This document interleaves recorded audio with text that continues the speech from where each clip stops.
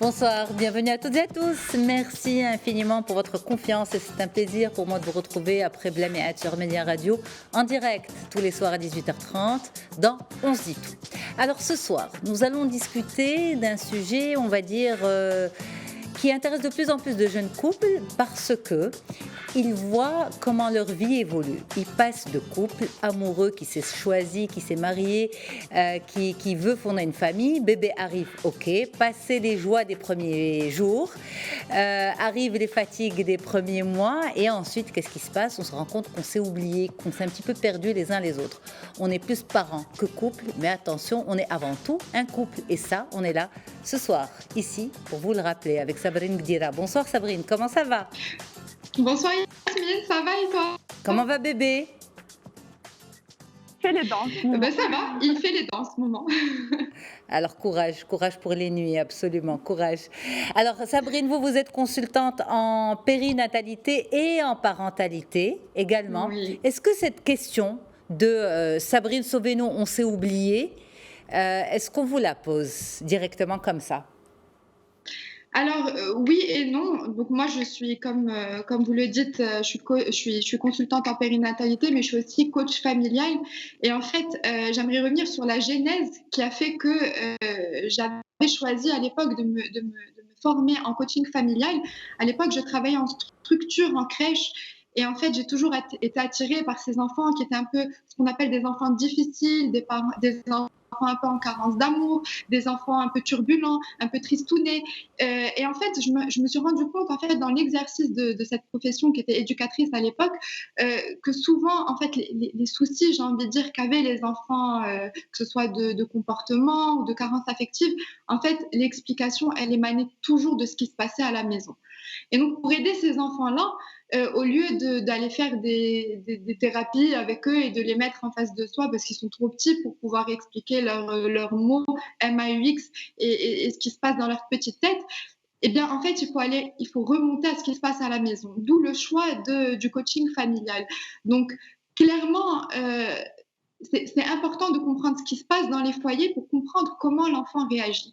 Donc ça, c'est la première des choses, c'est quand le parent vient vers moi pour me dire je ne sais plus quoi faire, l'enfant, je ne le comprends plus, je n'arrive plus à avoir d'autorité, j'ai envie de dire, sur lui, etc. En fait, quand on creuse un peu, il se passe toujours des choses à la maison. Et ces petites choses-là, elles émanent un peu de petites dysfonctions au sein du couple qui s'est probablement oublié depuis la naissance du bébé. Donc, les parents ne viennent pas directement me dire on s'est oublié, aidez-moi, mais viennent plutôt avec d'autres soucis. Et en fait, l'explication de ce souci-là, c'est en général ce qui se passe à la maison et plus particulièrement ce qui se passe au sein du couple, la communication, l'organisation, la routine, etc. à la maison joue un rôle énorme sur le comportement du bébé, clairement. Donc en fait, en quelque sorte, ce que vous nous dites ce soir, c'est qu'un enfant turbulent, un enfant difficile, c'est en quelque sorte le symptôme que le couple ne fonctionne pas, que le couple parental, que ses parents ne vont pas bien en fait, si j'ai bien compris. Un des symptômes. Après, effectivement, il peut y avoir d'autres explications, bien sûr. Un changement, l'arrivée d'un petit frère ou d'une petite sœur, un déménagement, un décès. Enfin, il peut y avoir plein de choses qui font que. Mais c'est vrai que quand il n'y a pas de phénomènes qui sont vraiment des tournants, on va dire, dans la vie familiale, en général, on se rend compte que les parents se sont un peu oubliés dans leur vie de couple. Et du coup, ça se passe moins bien à la maison. Je veux dire, c'est quelque chose qui est tout à fait naturel. Et après, il n'y a pas que les enfants. C'est-à-dire qu'il y a clairement des couples qui viennent me voir, alors que les enfants n'ont absolument pas de problème. Mais eux se sont un peu perdus, par exemple. Très concrètement, ils vont aller au restaurant. Ils vont se rendre compte que dès lors qu'ils ont fini de parler des sujets enfants, école, crèche, nounou, pédiatre, ils n'ont plus rien à se dire. Ils se retrouvent l'un en face de l'autre en ne sachant vraiment pas quel sujet aborder. Et en fait, ça, c'est la résultante de plusieurs mois, plusieurs années parfois, d'éloignement, mais sans s'en rendre compte. Je veux dire, c'est pas qu'il y a plus de sentiments amoureux, c'est pas le couple est dysfonctionnel, c'est vraiment qu'on a oublié de l'entretenir. Et un couple, c'est vraiment quelque chose qui s'entretient au quotidien. Et l'arrivée d'un bébé vient vraiment chambouler ça. Et on le sent. Je veux dire, moi-même, je l'ai senti à certains moments après l'arrivée de bébé. Et je me suis dit, là, il faut vraiment que je fasse attention. Je sais un peu reconnaître les zones de risque. Donc, personne n'est à l'abri véritablement. Et il faut vraiment pas se dire que le couple, c'est de l'acquis. Donc le couple, c'est bon, on s'est marié, donc le couple, c'est bon, allez, on met de côté et maintenant on se concentre sur le bébé. Parce que ce qui se passe, c'est qu'on va se concentrer effectivement sur le bébé, on va réussir notre mission de parent, mais va arriver un moment, mais on va se retrouver vers notre partenaire et on va se dire, ben, Je le connais plus. je connais plus, Oui, voilà. ça. Ouais. C'est ça. Alors, Sabrine, justement, qu'est-ce qui se passe au niveau de ce couple? Est-ce que cet intérêt absolu pour la parentalité est naturel, est nécessaire à un moment avec l'arrivée de bébé, parce qu'on passe de deux d'un couple, et j'imagine que ce problème arrive surtout pour le premier, si on a envie d'avoir d'autres enfants, c'est surtout pour le premier que ça arrive, parce que c'est lui qui nous fait pénétrer dans ce monde de la parentalité. Qu'est-ce qui se passe? Est-ce que c'est nécessaire tout de même de dédier une bonne partie à cette parentalité avant de se retourner vers soi, ou d'emblée il faut être un duo et ne pas s'oublier dès les premiers jours? Alors sincèrement, j'ai envie de vous répondre, une réponse un peu, j'ai envie de dire bateau, c'est que comme dans tout, il faut trouver un équilibre. Tout ce qui est extrême, je pense à ma petite échelle, je pense que tout ce qui est extrême est mauvais. Donc effectivement, que le bébé arrive et qu'on devienne que parent, je trouve ça mauvais. Mais que le bébé arrive et qu'on soit que couple, c'est pas bon non plus. Donc je vais essayer de répondre en deux points. Le premier point, c'est que les parents sont préparés à beaucoup, beaucoup de choses. Ils sont préparés à l'accouchement, ils sont préparés parfois au buffet qu'ils vont avoir quand le bébé va arriver, voire même le baptême, les affaires, les poussettes, le lit, la chambre. En fait, on est préparé à tout un tas de choses et on n'est pas préparé à la chose la plus importante, c'est ce qu'on appelle le 4e trimestre de grossesse, c'est le postpartum. C'est ce qui vient après. Donc, on est prêt sur la clinique, on est prêt sur tout l'aspect matériel. Le bébé arrive, tout va bien, et puis on arrive à la maison, et ben pour tout ce qui arrive à ce moment-là, on n'est pas prêt. Donc, pour arriver devant vous avec pas que des problèmes, avec deux solutions, la solution à ça, c'est quoi? C'est de préparer son couple, et ce, grossesse. C'est-à-dire que dès la grossesse, on en parle, on essaie de trouver ensemble quel type de parent on a envie d'être, quelle sera la place du papa, quelle sera la place de maman. Par exemple, si la maman va allaiter exclusivement, comment est-ce qu'on pourrait ensemble trouver un moyen que le papa soit impliqué, etc. Donc ça, c'est vraiment des choses que je recommande de préparer dès la grossesse. Parce qu'une fois que le bébé est là, on est vraiment pris dans un espèce d'enchaînement. J'entends souvent parler d'une expression qui est assez parlante, je crois, c'est la machine à laver. Les parents me disent, on a l'impression d'être dans une machine à laver depuis le moment où on est rentré de la maternité et on n'a juste pas le temps. Et donc quand je leur dis, mais pensez à vous, pensez aux petites attentions, pensez à vous en tant que couple. Et en fait, Mais c'est est-ce pas le que, manque alors, de volonté. c'est ça, c'est pas le manque de volonté, vous avez raison Sabrine, mais en même temps, Oui. 9 mois, c'est pas rien, 9 mois de gestation, c'est pas rien, c'est fatigant. S'ajoute à cela l'accouchement, s'ajoute à cela, dans certains cas, la dépression postpartum chez la maman. S'ajoute à cela aussi, j'espère qu'on n'a pas de futurs parents qui nous regardent parce qu'on est en train de les déprimer ce soir. S'ajoute à cela aussi le jeune papa qui n'arrive pas à trouver sa place. Oui. S'ajoute à cela la fatigue des nuits courtes et avec les réveils des bébés. Et donc, en fait, on se retrouve à avoir deux personnes à fleur de peau, deux adultes à fleur de peau. C'est vraiment ça, en fait. On est à fleur de peau pendant cette période après l'accouchement. C'est vraiment ça. Et donc, comme vous dites, il n'y a pas de solution miracle. Donc, on va essayer d'aller vers des solutions un peu sur le terrain, j'ai envie de dire. Donc, la première des choses, c'est d'accepter qu'on ne sera pas des parents parfaits. Ça, il faut essayer de faire le deuil de ce parent idéalisé, ce parent qu'on imagine quand on est enceinte, qu'on va tout faire très bien, qu'on va jamais être fatigué. Moi, j'entends des mamans enceintes me dire non, moi, je ne me ferai pas aider, je veux tout faire. Enfin, à un moment, on parle d'un marathon, on ne parle pas d'un sprint. L'idée, c'est de ne pas tout faire pendant une semaine et de s'écrouler après. L'idée, c'est de tenir sur la longueur. Donc, mon conseil à ce stade, c'est quoi? C'est d'accepter de l'aide, quelle qu'elle soit. tant qu'elle est évidemment dans le cadre de la sécurité de l'enfant, quand c'est nos mamans, nos frères et sœurs. Je veux dire, la première chose, il faut accepter de se faire aider pour pouvoir se retrouver déjà nous-mêmes en tant que personne, donc la maman d'un côté et le papa de l'autre, mais aussi en tant que couple. On ne peut pas vivre dans cette parentalité constante. On est obligé d'avoir un petit week-end quand on se sent prêt, des dîners à deux, où on va parler d'autre chose que le bébé. Voilà, il faut réussir à peut-être déléguer quelques nuits pour pouvoir se régénérer en termes de sommeil. Parce que la fatigue accumulée, c'est clair qu'on va devenir à fleur de peau, c'est clair qu'on va en vouloir à l'autre, c'est clair qu'il va pas peut-être même y avoir parfois des frustrations parce qu'on va vouloir à l'autre de pas nous aider, mais en même temps, ce qui se passe, c'est que quand l'autre nous aide et qu'il fait pas exactement comme ce qu'on veut, bah, ça nous énerve encore plus. Donc, on récupère le bébé, on dit, écoute, je préfère pas, merci, c'était mieux avant. Donc, en fait, on tombe dans des engrenages où on devient parfois même, j'ai envie de le dire, parfois agressif envers la personne qui est au final notre allié et notre partenaire. Et donc, on s'oublie un peu et on oublie que dans toute cette aventure, au final, ce bébé, c'est le fruit de notre amour, c'est le fruit de notre équipe. Et donc, il ne faut pas oublier cette équipe-là une fois que le bébé est là. Et donc, on n'est pas des surhommes, on n'est pas surhumains, on n'a pas une force... Comment vous expliquez-vous, à travers votre expérience, que autant de jeunes couples tombent dans cet engrenage-là? Certains y échappent, c'est vrai, heureusement, mais beaucoup souffrent de ce que vous étiez en train de décrire à l'instant. On devient presque, dans ce couple, l'ennemi l'un de l'autre.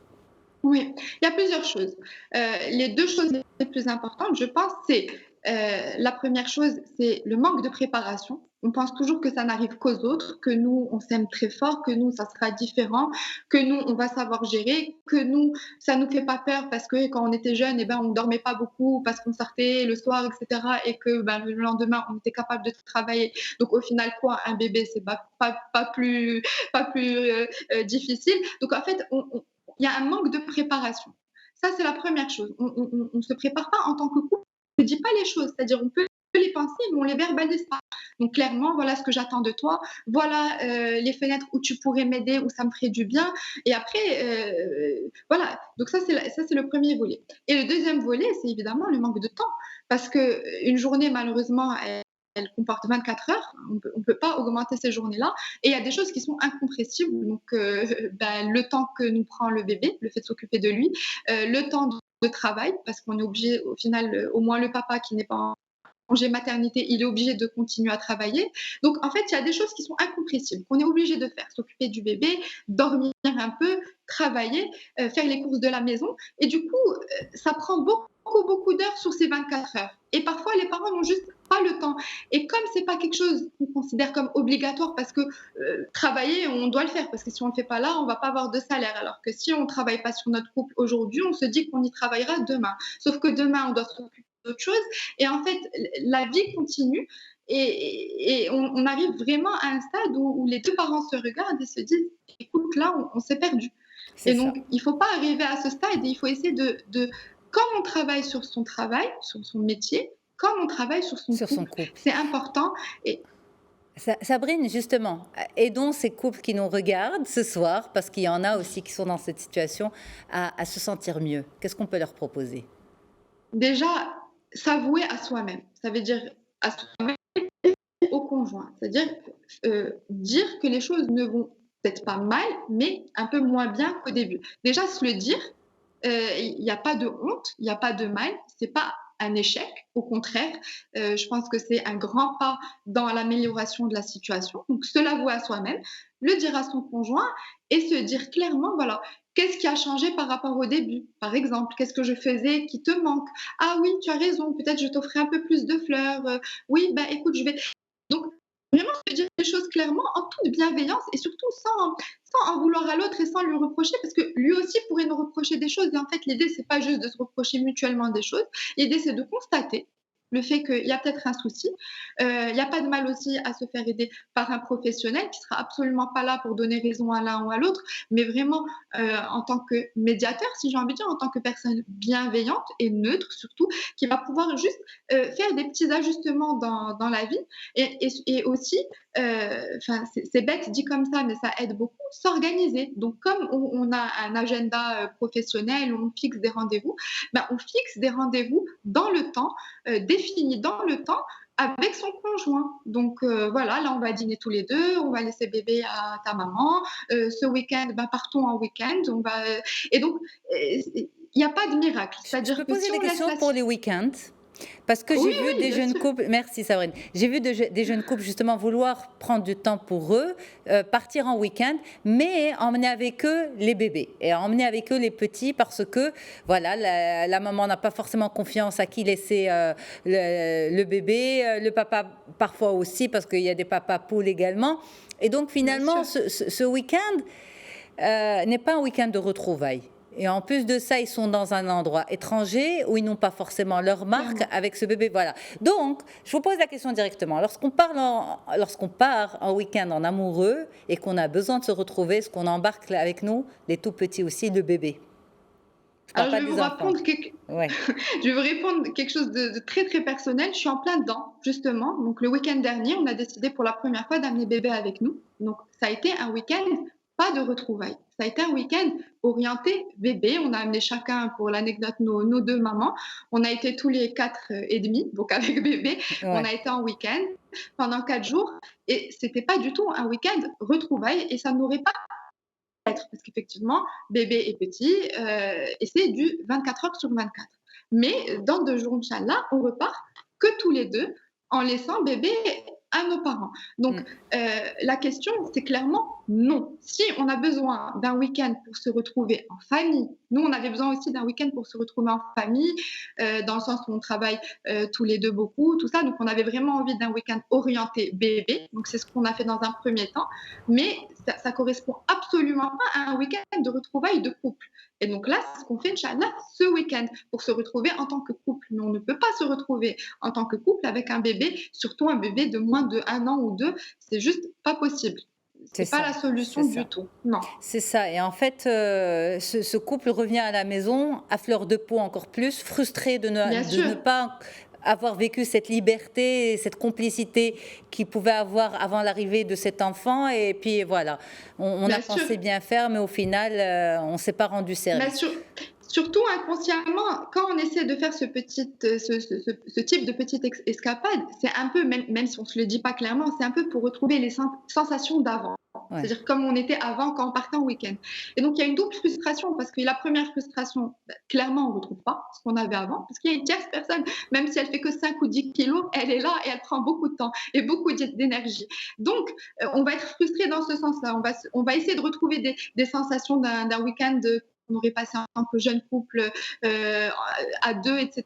Et on ne va pas retrouver. Et aussi, on va être frustré parce qu'un bébé, ça demande encore une fois beaucoup de temps, beaucoup d'énergie, beaucoup d'attention. Vous l'avez compris, suivez les conseils de Sabrine Gdira. Si vous partez en week-end en amoureux et que vous avez un bébé, laissez-le avec quelqu'un de confiance et allez respirer. Voilà. Ça, c'est extrêmement important. Merci infiniment, Sabrine, d'avoir été avec nous ce soir. À vous, Yasmine. En direct, on vous laisse retrouver votre petite famille. Vous êtes consultante en périnatalité et en parentalité. Ce rendez-vous vous sera rediffusé ce soir à 22h30 sur Média TV, bien sûr.